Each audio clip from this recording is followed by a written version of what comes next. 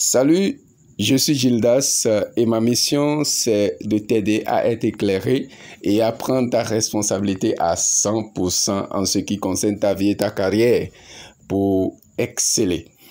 Et pour y arriver, j'utilise les vidéos, les podcasts, les articles, les livres. Je fais du coaching et de la formation. Et nous sommes en train de travailler sur un thème depuis quelques jours. Et ce thème est « Les gens t'admirent en secret ». Nous sommes à l'étape des exercices et à la troisième partie donc, de cet exercice-là qui va te permettre de savoir concrètement qu'est-ce qui constitue la priorité des priorités de ta vie, de ta carrière. Pas à pas, nous sommes en train d'y arriver.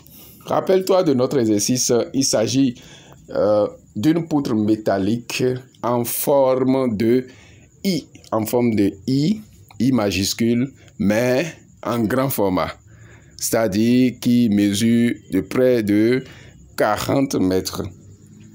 Cette poutre est suspendue entre deux montagnes ou deux gratte-ciel, voilà, et des conditions atmosphériques ne sont pas des plus favorables.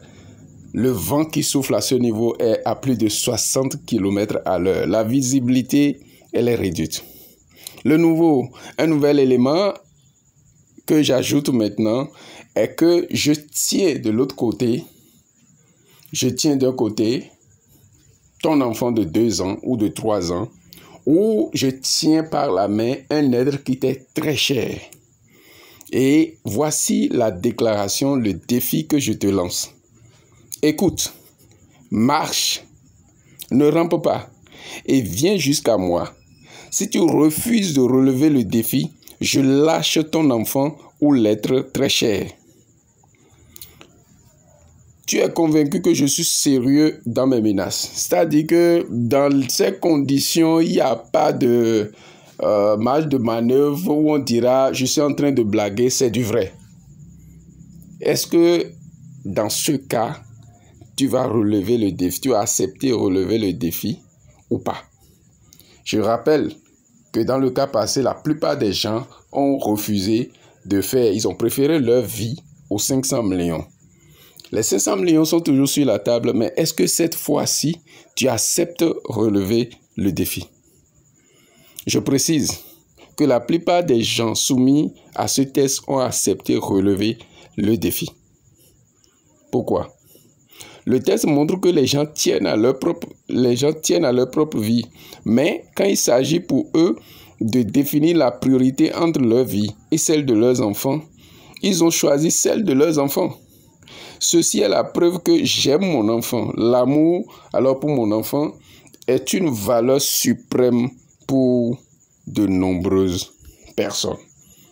Première étape, nous avons vu que l'argent était important. Deuxième étape, nous avons vu que l'argent est important, mais notre propre vie est plus importante. Troisième étape, nous venons de découvrir, j'espère que c'est ton cas, que la vie de notre enfant, elle est plus importante que notre vie. Et en fait, s'il s'agit d'un autre être que nous aimons, sa vie est plus importante alors que notre vie. Et je l'ai dit tout à l'heure, j'imagine que c'est ton cas aussi.